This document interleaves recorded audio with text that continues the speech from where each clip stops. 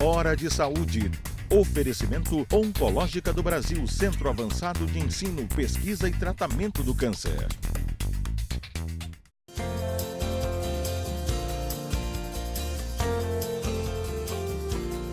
Voltamos, continuando a conversar com o Dr. Antônio Mendes, cirurgião vascular e endovascular, sobre doença vascular periférica, as doenças das artérias e veias que levam a complicações no mundo atual muito grandes.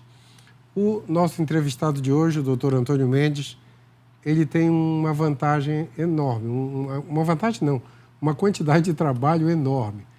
Ele trabalha no Hospital da Beneficente Portuguesa, aqui em Belém, que é um hospital que trabalha ainda com o SUS.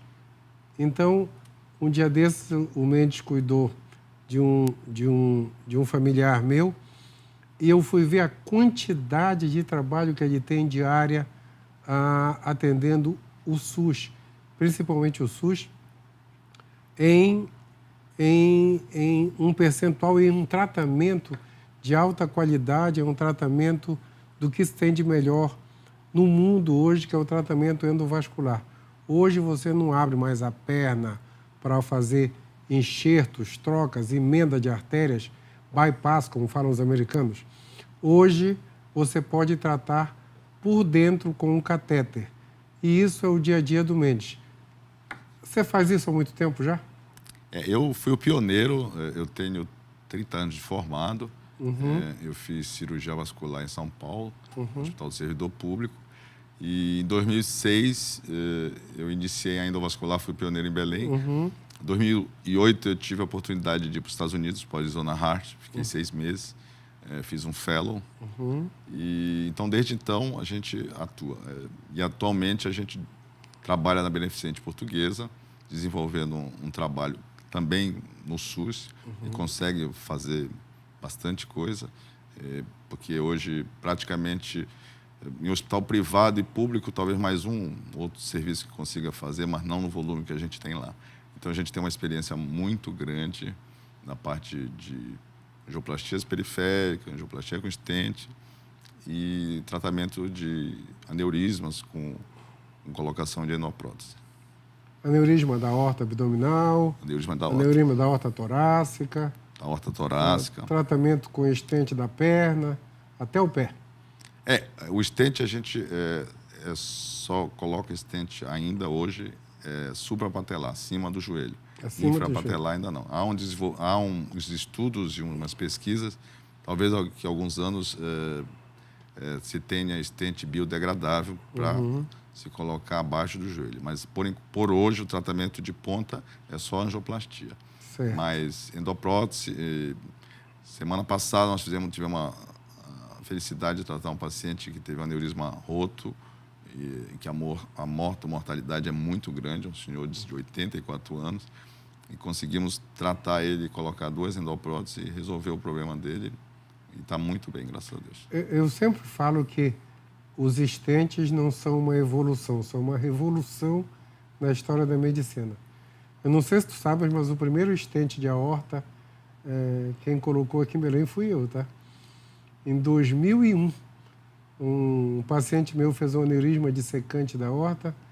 Lógico, não fui só eu, tá? Eu tive que chamar o João, o Luiz Paulo Rangel, o Luiz Alberto Manesco, todo mundo numa madrugada, e colocamos o primeiro stent no aneurisma dissecante da aorta. Esse paciente está muito bem até hoje, né? A família queria levá-lo para os Estados Unidos de madrugada, e um aneurisma dissecante de aorta, você sabe que a mortalidade é 8 em 10. Então, nós resolvemos isso aí. E essa evolução toda de lá para cá é fantástica. Mas me fala uma coisa, amputação de perna, pé, ainda existe hoje com aquele percentual de antigamente, que era por obstrução, principalmente por causa de diabetes? Hoje ainda existe um percentual, porque, infelizmente, os doentes chegam para nós já numa condição muito ruim, de um quadro infeccioso, porque o sistema de saúde ele não consegue equacionar e fazer uma prevenção ou até um primeiro atendimento que diminua o risco. Então, a gente ainda é muito grande, porque praticamente nesse estado, que é um estado de dimensões continentais, Belém ainda continua sendo a única referência para tratamento disso, né? Então, os doentes chegam aqui já ainda com um índice muito grande de perda. O que a gente consegue minimizar com a endovascular é diminuir a perda revascularizando. Então, se teria que perder uma perna, perde dedo, perde metade do pé, mas mesmo assim o índice de amputação ainda é muito alto. Isso é um problema nosso de toda a prefeitura no interior quer uma ambulância ou uma lancha para mandar a complicação para Belém, né? Exatamente. Nos anos que eu fui presidente da Sociedade de Cardiologia, a gente fez um programa para chamar a atenção no estado todo, dos 144 municípios, eu dei aula para médicos, enfermeiros e agentes comunitários de 122, em 2001, 2002, quando eu era presidente da Sociedade Paraense de Cardiologia. A gente conseguiu, só com a informação, diminuir em quase 50% infarto e derrame. Mas ainda falta muito. Isso aí foi muito específico na época, mas se a gente mantivesse esse tipo de programa no estado todo, com certeza a gente diminuiria consideravelmente a prevalência de todo mundo que vem para cá. Se o sistema de saúde desse essa condição, o ideal seria você ter um cirurgião vascular habilitado em Santarém, em Marabá, em Tucuruí, para desenvolver essas práticas e minimizar, né, o custo da transferência desses pacientes, porque o sistema hoje, todos vão para o pronto-socorro. Entendeu? Ou para o metropolitano. Se for o metropolitano, ainda lá tem uma equipe de vascular, ainda eles conseguem fazer, equacionar alguma resolução. Mas vai para o pronto-socorro, espera leito, e praticamente o único hospital que é de suporte é a Beneficente Portuguesa. Então, não consegue dar vazão à quantidade de pacientes que tem. Ainda bem que a gente tem a Beneficência Portuguesa, eu sempre falo isso. Mendes, um ponto alto hoje, todos os nossos pacientes, meus e teus, com aterosclerose, hoje virou uma rotina nós pedirmos a ultrassom das carótidas. O que isso é importante no mundo hoje? Muito, né? A doença carotídea é a segunda maior causa de óbito vascular. Então, é importante fazer o diagnóstico precoce, você diagnosticar placas ulceradas, estreitamentos, que está intimamente relacionado a ataques químicos transitórios, acidentes vasculares cerebrais. Então, se você puder fazer uma prevenção, é muito bom. Hoje só para ter uma ideia, só para lembrar um detalhe, as pessoas que têm um AVC isquêmico transitório, é aquele AVC que dá uma parada no corpo, dá uma parada em metade do corpo, a pessoa perde o movimento de um braço e daqui a pouco volta ao normal, a gente chama isso de ataque isquêmico transitório cerebral. Geralmente são placas de carótidas, né? Um percentual, acho que 90 e pouco, 95%, são placas nas artérias do pescoço que se soltam e vão para o cérebro. Então, hoje, homens acima de 35 anos, que é quando começa a aterosclerose, mulheres no pós-menopausa, deveriam fazer de rotina exame da carótida. Hoje, a gente descobre muito cedo e trata, né? E trata. A vantagem é de tratar. Vocês mexem na vascular bem com a parte de carótidas? Sim, a gente tem um movimento bom, uma experiência boa.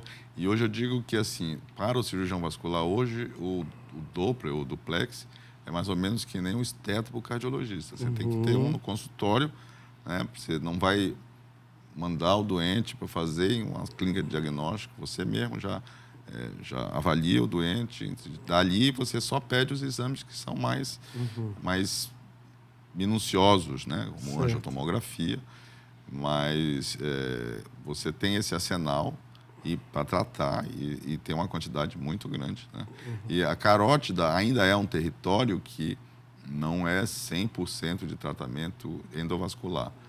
Ainda existe uma estatística em que uma grande percentual ainda é cirúrgico. Ainda? Ainda é cirúrgico. Porque o risco-benefício ainda, vamos dizer assim, mais ou menos 50%. Mas já consegue tratar muita coisa com endovascular.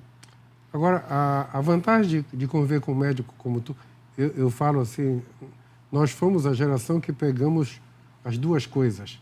Quer dizer, um médico da tua qualidade é aquele médico que pode abrir, pegar o bisturi e operar lá dentro.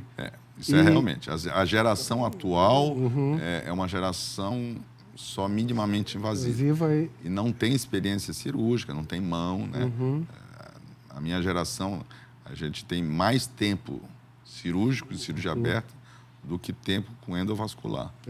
E isso realmente te dá uma vantagem muito grande, né? Porque a cirurgia vascular ainda tem muita coisa aberta que precisa, eventualmente, se precisar converter, você precisa ter uma habilidade, né?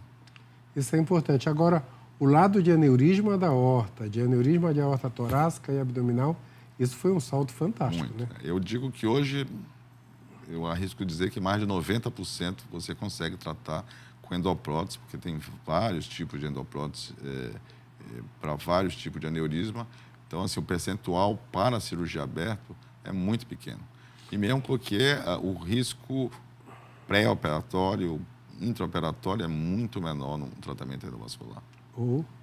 Um dia de internação e no outro dia vai para casa. Hoje o americano, carótida, já faz ambulatorial. Doente interna, faz de manhã e à tarde vai para casa. Que nem cirurgia de varizes hoje para a gente aqui. Aneurisma, 2 dias internado. Então, assim, é realmente um salto, né? Agora, os fatores de risco, só para pergunta final, são os velhos fatores de risco. Diabetes, obesidade, pressão alta. Tabagismo. Cigarro. Continua tudo a mesma coisa. Continua. Em um percentual maior, né? Que hoje a população está mais obesa, fumando mais, fazendo pouca atividade física. Pouca atividade física, obesidade, diabetes. Quer dizer, o básico sempre é o mesmo. Cuidar da pressão, cuidar da diabetes, perder peso, caminhar, fazer exercício.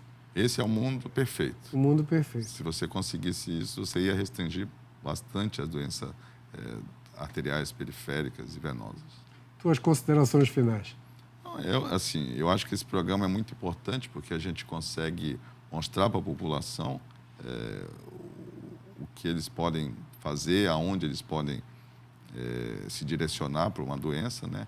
E ver que a doença arterial e a doença venosa ainda tem um grande percentual na população de Belém. Muito obrigado, Mendes. Obrigado. Amigos, uma semana abençoada. Até o próximo domingo.